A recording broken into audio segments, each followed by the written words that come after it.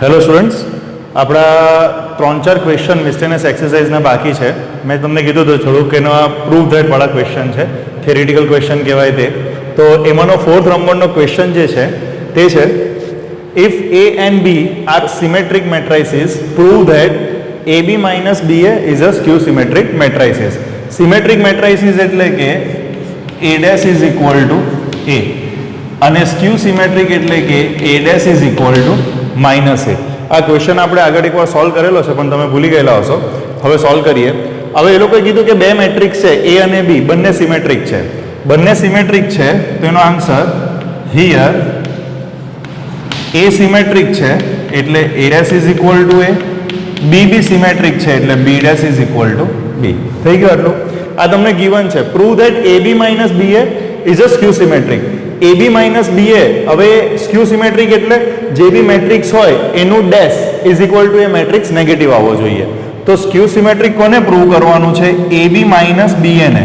તો AB minus BA whole dash, બરાબર, is equal to શું થશે? A minus B whole dash એટલે A dash minus B dash. In a sense AB minus BA whole dash AB dash minus BA dash.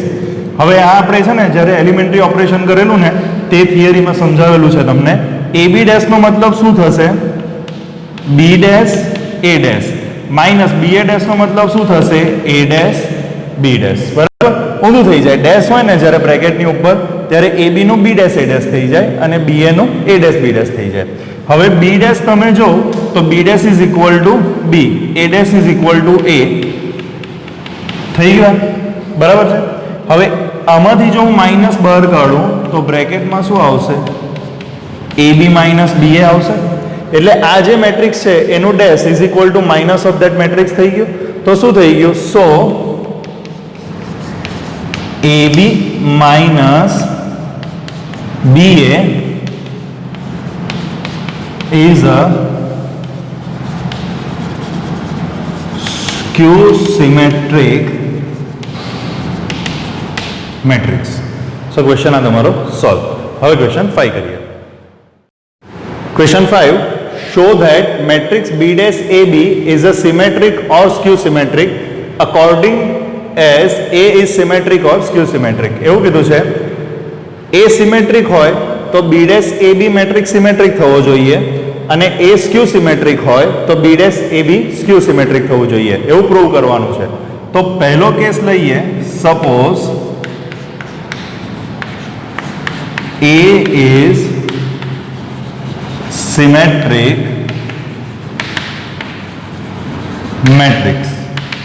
આ પહેલો case કે suppose A symmetric matrix છે. Symmetric matrix હોય તો A dash is equal to A થશે, બરાબર. હવે એવું કીધું કે A જો સિમેટ્રિક હોય તો B ડેશ AB જે છે તે પણ સિમેટ્રિક થવું જોઈએ. સિમેટ્રિક એટલે જે પણ મેટ્રિક્સ હોય એનો ડેશ બરાબર એ જ મેટ્રિક્સ પાછું આવવું જોઈએ. તો B ડેશ AB આ એક મેટ્રિક્સ છે, એનું dash is equal to B dash AB જ આવવું જોઈએ. તો જો આ શું થાય? આ એક ટર્મ કહેવાય અને બીજી ટર્મ કહેવાય AB, બરાબર. તો અહીં આપણે કઈ રીતે લખી શકીએ? અત્યારે તમે જોયું હોય તો B ડેશ AB ડેશ, તો આને કઈ રીતે લખાશે? AB dash into B dash of dash. સમજો, જ્યારે આવું હોય છે AB ડેશ ત્યારે આપણે કઈ રીતે લખીએ છીએ? B ડેશ A ડેશ લખીએ છીએ, બરાબર. એટલે જે સેકન્ડ ટર્મ હોય તે આગળ આવે, આગળવાળી ટર્મ પાછળ જાય અને એનો ડેશ, બરાબર. હવે AB ડેશ પાછું શું થશે? B ડેશ A ડેશ થશે આ, અને અત્યારે બ્રેકેટમાં રાખીએ ઇન્ટુ ડેશ નો ડેશ એટલે ખાલી એ જ મેટ્રિક્સ બચશે B. હવે A dash is equal to A છે તો A નો મતલબ B dash A dash is equal to A અને આ B, તો એ જ મેટ્રિક્સ પાછું આવી ગયો. સો આ કેસમાં B dash AB is a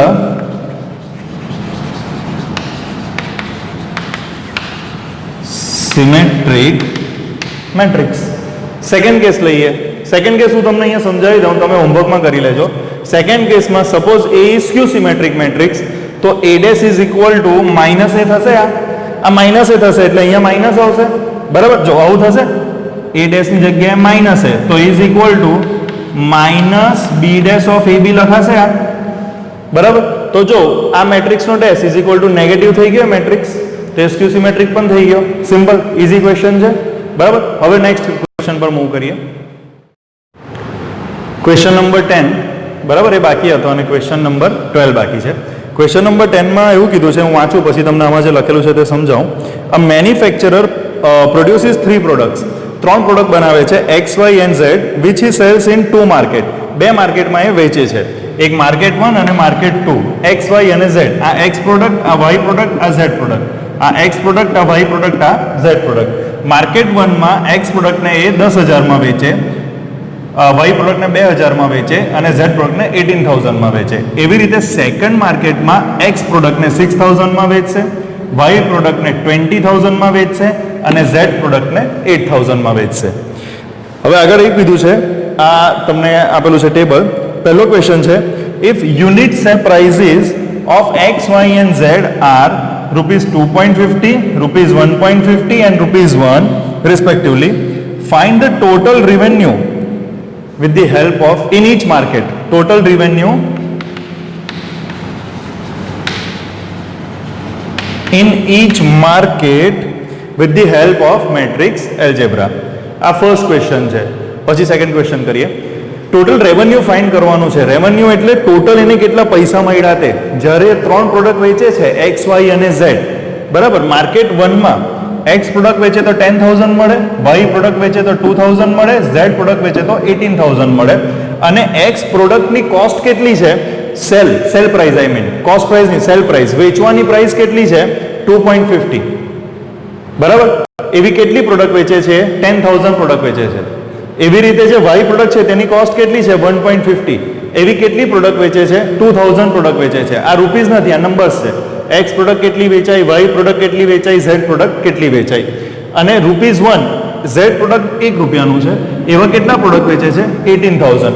તો એમ જનરલી આપણને ખબર પડી જાય કે 2.50 નું એક એક્સ પ્રોડક્ટ તો 10,000 ના પ્રોડક્ટના કેટલા, મલ્ટીપ્લાય કરીને. બટ યુઝિંગ મેટ્રિક્સ, તો first case A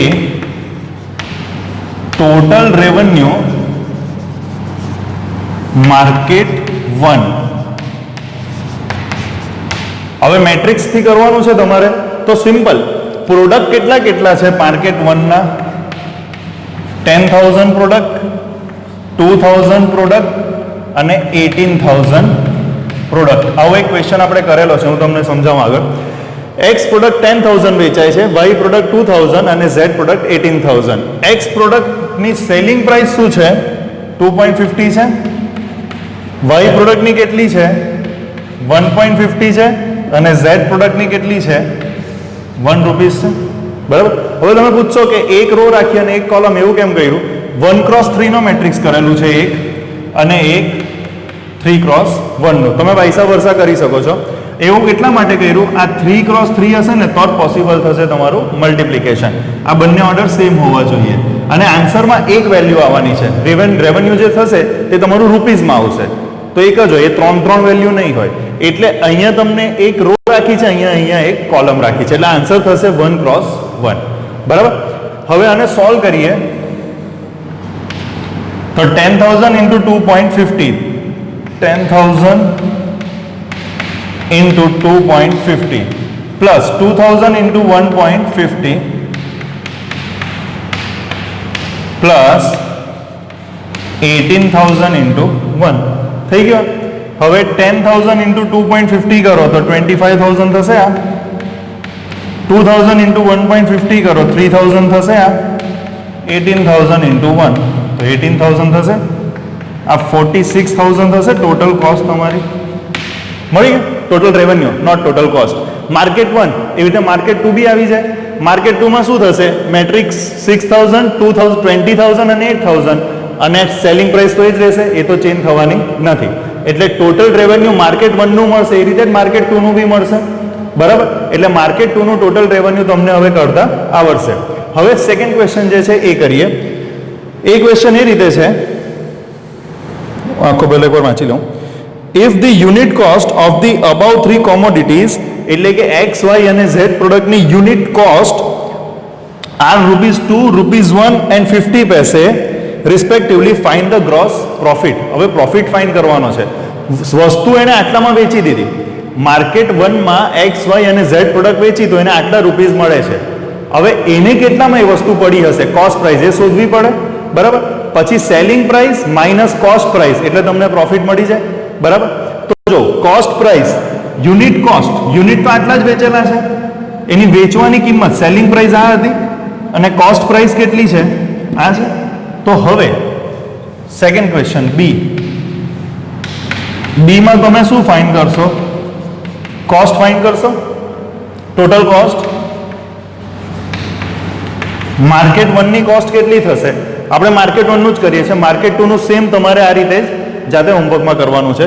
total cost of market 1, તો જો માર્કેટ 1 ના પ્રોડક્ટ કેટલા ગયા, 10,000 એક્સ પ્રોડક્ટ ગયું, 2,000 વાય પ્રોડક્ટ ગયું અને 18,000 ઝેડ પ્રોડક્ટ ગયું. આની કોસ્ટ કેટલી હતી, કોસ્ટ પ્રાઇસ, તો કોસ્ટ હતી 2 રૂપીસ, 1 રૂપીસ અને 50 પૈસે.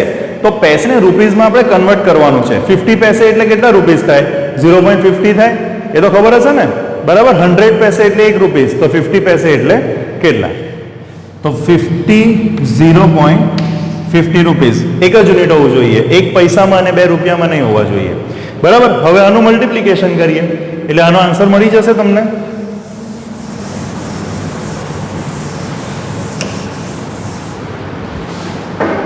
તો જો 10,000 into 2, હવે ડાયરેક્ટ લખું છું, 20,000 પ્લસ 2,000 into 1, 2,000 પ્લસ 18,000 into 0.5 એટલે કે 9,000. તો આ તમે જો તો થશે 22 and 9 31,000 રૂપીસ થશે ને. 46,000 ટોટલ રેવન્યુ છે, વસ્તુ વેચી પછી આટલા રૂપિયા મળ્યા, એને XYZ પ્રોડક્ટ કેટલા રૂપિયામાં પડે છે, 31,000 રૂપીસમાં માર્કેટ 1 માં. જ્યારે 10,000 X પ્રોડક્ટ વેચે છે, 2,000 Y પ્રોડક્ટ વેચે છે અને 18,000 Z પ્રોડક્ટ વેચે છે ત્યારે, તો એનો પ્રોફિટ માર્કેટ 1 નો કેટલો થશે, પ્રોફિટ ઓફ માર્કેટ 1, માર્કેટ 1 નો પ્રોફિટ, તો એનું સેલ રેવન્યુ કેટલું છે, કેટલા રૂપિયા એ કમાય છે, 46,000 minus selling price minus cost price, cost કેટલામાં પડે છે એને એ વસ્તુ, 3 પ્રોડક્ટ XYZ 31,000માં, 46 માઇનસ 31 15,000 રૂપીસ, આ એનો પ્રોફિટ થશે માર્કેટ 1 નો, બરાબર. માર્કેટ 2 માટે સેમ આ જ રીતે તમારે હોમવર્કમાં કરવાનું છે, આ ખાલી પ્રોડક્ટના નંબર ચેન્જ થશે, બાકી બધું સેમ જ રહેશે, બરાબર. હવે લાસ્ટ ક્વેશ્ચન છે તે હું તમને કરાવી દઉં અને પછી જે MCQ અને ક્વેશ્ચન બાકી રહેશે નેક્સ્ટ લેક્ચરમાં કરીશું. ક્વેશ્ચન નંબર 12, આ લાસ્ટ ક્વેશ્ચન છે તમારી મેટ્રાઇસિસનો, પછીના 3 MCQ છે. હવે જો if A and B are square matrices of same order such that AB is equal to BA, આ તમને આપી દીધું છે, AB is equal to BA. Prove by induction that AB raised to n is equal to B raised to n into A. Further prove that AB whole bracket raised to n is equal to B raised to n A raised to n where small n belongs to capital N. Capital N means natural number, ગુજરાતીમાં પ્રાકૃતિક સંખ્યાઓ. Symmetric એટલે ગુજરાતીમાં સમિત શ્રેણી અને skew symmetric એટલે કે વિસમિત શ્રેણી. હવે આ જે ફર્ધર વાળો પાર્ટ છે તે આપણે નેક્સ્ટ લેક્ચરમાં કરીશું. આજે ખાલી એક જ પાર્ટ સોલ્વ કરવાના છે આનો, તે છે આ. હવે એમાં એવું કીધું છે કે A અને B સ્ક્વેર મેટ્રિક્સ છે અને ઓર્ડર સેમ જ છે. AB is equal to BA છે, તો આન્સરમાં પહેલા તો AB is equal to BA આપણને ગિવન છે, એટલે આ ફર્સ્ટ રિઝલ્ટ આપણને આપેલું છે. પ્રૂવ બાય ઇન્ડક્શન, ઇન્ડક્શન એટલે કઈ method, n is equal to 1, n is equal to k અને n is equal to k plus 1 that A into B raised to n, આમાં B નો પાવર છે n, આ ફર્ધર જે prove કરવાનું છે ને તેમાં આખા બ્રેકેટનો પાવર છે n, બરાબર. A into B raised to n is equal to B raised to n into A. So for પહેલો કેસ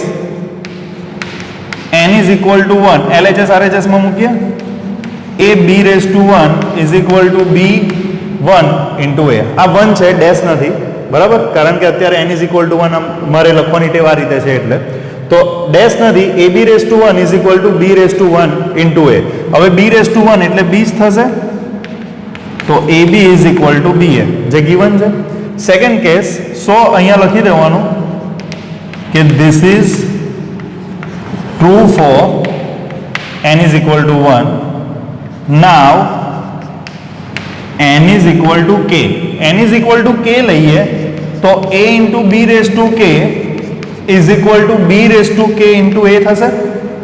આ તમારું second result. This is mathematical induction is true for n is equal to k. આ જ્યારે mathematical induction હોય ને ત્યારે n is equal to k plus 1 જે લખીએ છીએ ને એ જ તમારે પ્રૂવ કરવાનું છે. બરાબર. n ની જગ્યાએ k પ્લસ 1 LHS માં મૂકવાનું અને RHS માં n ની જગ્યાએ k પ્લસ 1 આવવું જોઈએ. બીજા બે કેસમાં શું હોય છે કે આપણે બંને સાઈડ પર જ વેલ્યુ મૂકીએ છીએ. n is equal to 1 LHS માં બી મૂકીએ, RHS માં બી મૂકીએ. n is equal to k LHS માં બી મૂકીએ, RHS માં બી મૂકીએ. ખાલી k પ્લસ 1 માટે આપણે પ્રૂવ કરીએ છીએ. સો we will prove this for n is equal to k plus 1. હવે તમારું LHS શું થશે? a into b raised to n એની જગ્યાએ a into b raised to k plus 1. હવે આને આપણે કઈ રીતે છૂટું પાડીએ? તો જો k plus 1 હોય તો a into b raised to k into આ b થશે. બરાબર. a તો છે જ, b raised to k into b છૂટું પડશે. હવે આને તમે આ રીતે બી લખી શકો. બરાબર. આન્સરમાં શું આવવું જોઈએ? b raised to k plus 1 into a આવવું જોઈએ. બરાબર. હવે અહીંયા આપણે જોઈએ તો a એસોસિએટિવ લો જો લગાડીએ, b raised to k ને હું આગળ લખું into a બી લખાય. બરાબર. કેમ સમજાવું છું? ડેશ નથી ઉપર, ડેશ હોય તો તમે ઇન્ટરચેન્જ કરી શકો. આ નોર્મલ મલ્ટિપ્લિકેશનમાં શું થાય છે એ બી સમજાવું છું.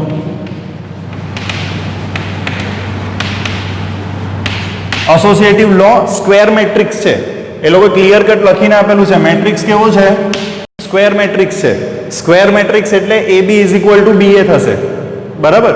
એટલે અહીંયા પણ શું થશે? a into b raise to k is equal to b raise to k into a. પણ a ને અહીંયા લખું છું b સાથે. આ b રેઝ ટુ k આગળ ગયો, એ અહીંયા આવ્યો. b રેઝ ટુ k એક બ્રેકેટમાં લખ્યું, a ને આ બાજુ a ઇન્ટુ b કરીને બીજા બ્રેકેટમાં લખ્યું. બરાબર. હવે ab ઇઝ ઇક્વલ ટુ શું છે? સ્ક્વેર મેટ્રિક્સ જ છે. ab is equal to ba છે. હવે એસોસિએટિવ લો એ કોને કહેવાય? તો જો એસોસિએટિવ લો આને કહેવાય. a into bc is equal to ab into c થાય. બરાબર. એટલે બ્રેકેટ તમે ઇન્ટરચેન્જ કરી શકો. એવી રીતે અહીંયા જ્યારે સ્ક્વેર મેટ્રિક્સ હોય ત્યારે bc is equal to cb થાય. સ્ક્વેર મેટ્રિક્સ લખીને આપેલું છે. તો b રેઝ ટુ k, હવે બે બ્રેકેટ છો તો એને આ રીતે લખાય b raise to k into b into a. b ને આની સાથે મલ્ટીપ્લાય કરીને એને છૂટું પાડ્યું. તો b raise to k into b, તો એ b raise to k plus 1 થશે. b નો પાવર 1 ગણાય કઈ નહીં હોય તો, અને ઇન્ટુ a. તો તમે જો અહીંયા a b નો પાવર k પ્લસ 1 આવ્યો તો RHS માં b રેઝ ટુ n જોઈતું હતું એટલે k પ્લસ 1 ઇન્ટુ a આવી ગયું. સો હેન્સ પ્રૂવડ. ડાયરેક્ટ લખી દઈએ હેન્સ પ્રૂવડ. હવે જે ફર્ધરનો પાર્ટ છે તે કાલના લેક્ચરમાં આપણે કરીશું. આજે તમારે આજે 3 ક્વેશ્ચન મેં કરાવ્યા તે ધ્યાનથી કરવાના છે અને એનું હોમવર્ક પર તમારે કમ્પ્લીટ કરવાનું છે. કંઈ ડાઉટ હોય તો ફોન કે વોટ્સઅપ કરી શકો છો. Thank you.